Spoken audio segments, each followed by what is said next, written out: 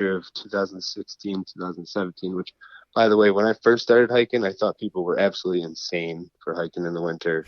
And now it's my favorite time to go of all times. Winter is amazing. It But can anyway, quickly grab you if you go out it there on the right does. day, It and it's just like does. I get it. It doesn't take It long to really understand how fantastic it no, is up there in the winter. no. Obviously, there's more dangerous things, but yes, it's amazing. So anyway, so my first winter, I actually was I wasn't even a 46er yet. So I actually had set out with a goal to do a single season winter 46. So hike all 46 high peaks in one winter season, December 21st to March 21st.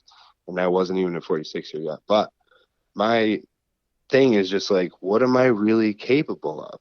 So I was just like, I have no idea if I can do this or not. I've never done anything like it. Let me try it. So I just tried it, and I was just trying to get one peak at a time, and just, you group things together, obviously, typical groupings. But I was just trying to do one hike at a time, one hike at a time. And after a month, I actually got really bad IT band syndrome and had to stop my run for the single season. But that was okay because it introduced me a lot to fire towers. So I was just doing smaller hikes and just trying to strengthen my legs to combat my IT band. And it actually, thankfully, went away after a few months. So that the ultra thing got started with me going with my buddy one day and just trying to see how many fire towers we could get done in one day. And we did 4 fire towers in one day, and I thought that was amazing. And then my friend Amanda, who is actually one of my first hiking friends as well, and she's done a ton for me, and I can't be more grateful. Let me stay at her house all the time when she lived in Lake Placid, and yeah, so it's good to have good friends. And so she was one of my original hiking buddies that were hikers all the time, aside from a couple of friends that I had back home that went once in a while. And then she actually, funny story from my first ultra, official ultra, I guess, was Saranac 6 winter. And this was at the very end of me combating IT band syndrome. So I still had it a little bit, but it was kind of going away. And I was working, I think it was a Friday. She texted me, I was working all day, and she texted me in the morning. And she was like, I get out of work at 11 p.m. tonight. I have to work again tomorrow at 6 p.m. and I want to do an Ultra 6 in between shifts. Here I am thinking, are you nuts? And she's like, yeah, come with me. I'm like, I had actually never met her at that point. We had started talking a lot to coincide with a single season. And so this was my first time actually meeting her face to face. So I met her at Berkeley Green at like midnight, and we just sent an Ultra 6. Now, she had done stuff like this before, and I hadn't. And she was like, we got past Mackenzie, and we started to do Haystack. So that was Mountains 3 and 4, I think we did.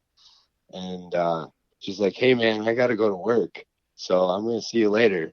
And she just She took off. bounced. And yeah, she Oh, just took geez. off, which is, I mean, that's cool. You had to go to work. I'm fine. I'm confident out here. Go do your thing. I'm just going to keep plugging away because my legs are really hurting at this point with the IT stuff. And I never done big miles like that. So I was just like, I'm going to plug away, go for it.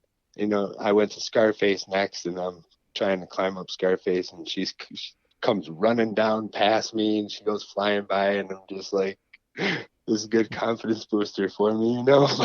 Oh, so she didn't um, leave. She just was like, "Yo, I'm going to be late for she work. I got to go finished. wait." You were slowing her down, basically, is what was Yeah, happening. so she Okay, finished the last two hilarious. mountains without me. Sure, Yeah, I get and it. so went to Scarface. So all I had left was Scarface and Baker, so it was no big Sure. deal. So I'm like slogging up Scarface, like limping my way up like Frankenstein, and she comes running down, and I'm just like, hi, bye, see ya, have a good day, Hmm. good luck. She ended up finishing and going to work, and I'm like, you're a beast. How do you do stuff like this? And now it's like I find myself doing stuff like that all the time, but um, it's just it's a mindset, and you don't realize what you're capable of until you just try to do it.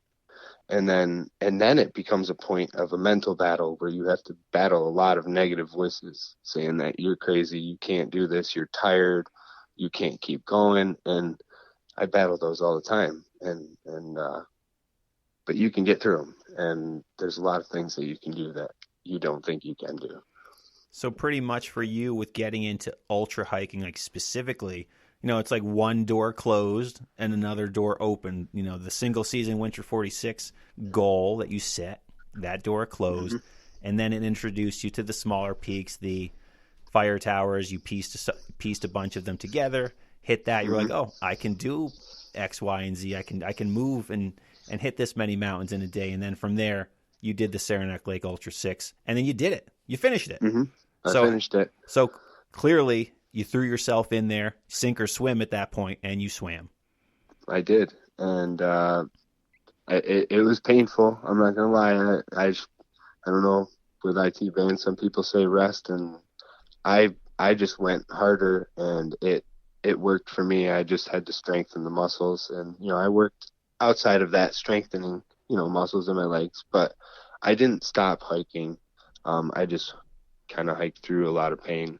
But in my mind, it was, this isn't going to get better till my legs get stronger, and I need to strengthen the muscles that I need to use while hiking. And what's better is going to do that than hiking itself. So that's how I battled that. But yeah, it all worked out. And after that, I was pretty much hooked on trying to see what I really could do.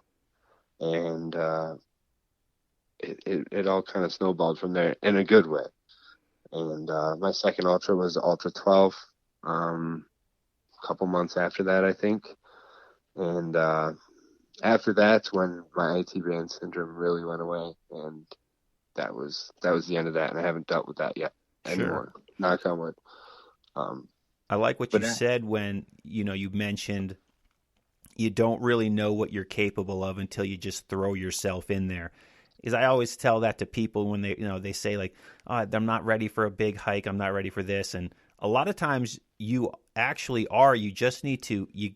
There's an element of knowing your capabilities and your limitations, but there's also an element of needing to push yourself a little bit and having that extra kind of kick in the pants, and then you'll more than not you're going to be quite surprised with what you can accomplish when you just go for it, knowing that it might suck at times, it might be difficult, but you kind of throw yourself in there and do it. And, force yourself to get a little better, be a little better. I find that goes a long way, not just in hiking, but literally anything in life, more or less. Absolutely. I'm a big advocate of life begins at the end of your comfort zone. And that's so true for, everything. And if you just push just that little bit, I'm not saying go out there and kill yourself. Correct. You got to know your limitations. You have to know your limit. And if you start to feel pain, stop. Don't. The mountains are always going to be there, or anything in life. Just try your best, and don't sell yourself short before you even do it. You miss 100% of the shots you don't take. So that's my exactly. There you go. And so that's my philosophy on that. And the more I do, the more ultras I do, and the more stuff, not even just hiking. Hiking has taught me so much about life. And it's crazy how it all intertwines. But it brought me to a whole new level of thinking about what I'm capable of. And when I do hit those walls out there, because we all hit those walls, and we all have bad days. We all have days where we don't feel like doing it. And it's okay to just stop. Some days you just don't feel it. So yeah, it's once you get past that first one and realize that you're capable of it, after that, it's just a mental thing. Like you don't tell yourself you can't do it. Just try it. When they asked me to do the Cranberry 50, you want me to walk 50 miles? I've never done that before. How much elevation is there? 4,000 to 5,000 over 50 miles. I'm like, it's not too bad. So I realized there weren't really any mountains in there. And I didn't even really research it. I went with like a group of 8 people, and we kind of just sent it. And I gave it really not much thought other than I have no idea if I can do this, but I'm going to try it. That was it. And just put one foot in front of the other. And yeah, I got it done. That last 10 to, 7 miles was excruciating pain in my feet. I did not know how I took another step, every single step for 7 miles. And not to mention, I was, not, don't take role model for me on this one, but I didn't have any water for I had drank 6 liters through that day. I just ran out the last 7 miles, and my feet were in so much pain that I knew that if I stopped for that long to filter water, it was going to be so hard to get going again. So I just mustered through it, and I figured I drank 6 liters of water. I'm not going to die from here to there. I'll just deal with it. And if I start cramping or something, then I'll deal with it at that point. But I just wanted to get out of the woods at that point. And I'm pretty sure once we hit that trailhead register in Wanakina, I think I just laid in the middle of the road. I mean, it was like 2 o'clock in the morning. Nobody was around. One of our friends met us there with pulled pork barbecue and some amazing like mango wheat beer to celebrate, our victory. But I didn't even want to like have any part of that for a minute. I just laid in the middle of the road, and I couldn't believe what I had just done. For one, I had just walked 50 miles, and I think it took us 18 and a half hours. And I'm like, that is insane. A couple years ago, I hiked Marcy by itself, one mountain by itself, and I couldn't walk for 2 days. And I'm thinking, how the heck do people climb more than one of these in one day? And now it's like, I'm looking at, I just walked 50 miles. What else can I do? So, I mean, it's just it's a mental game, and it's not for everybody, You have to want to do stuff like this. But at the same time, you don't have to do crazy ultras. Just step outside your comfort zone a little in your life in general, in everything. And you'd be surprised what kind of amazing things can happen. Yeah, it's pretty amazing what you'll actually do when you just decide to do it. I also think it's Mm-hmm. really interesting that you said, and I say this to people all the time, when you said you had the IT band syndrome issue, and it went away by hiking. You got stronger by doing what you're feeling pain when you're hiking, and it went away by hiking. You got stronger, your body acclimated, and I say, I'm very into the sport of powerlifting and training in general, in the gym with weights, free weights, and strength training. And I used to have a pretty bad knee problem on my right knee, and hiking would make it so bad.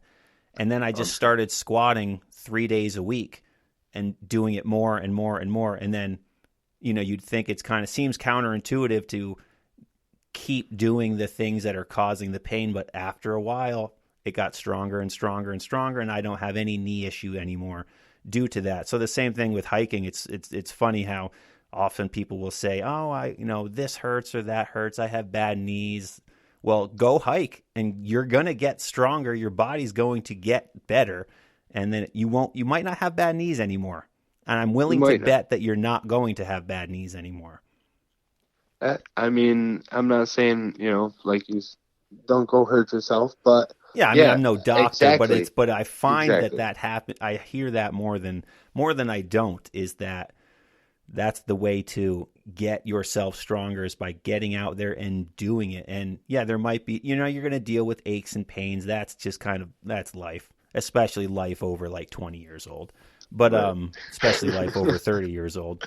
Yep. But definitely, it's just get out there and do it, and it's shocking how strong your body will get when you're throwing yourself in there. So you talked a lot about it becoming a mental game, and I would imagine, I mean, even for me, when I'm going out, if I'm going out to do, I just did the Lower Great Range again recently, and I remember thinking, Awesome. oh man, this is, it's a big hike. I was doing it in the Uh-huh. winter.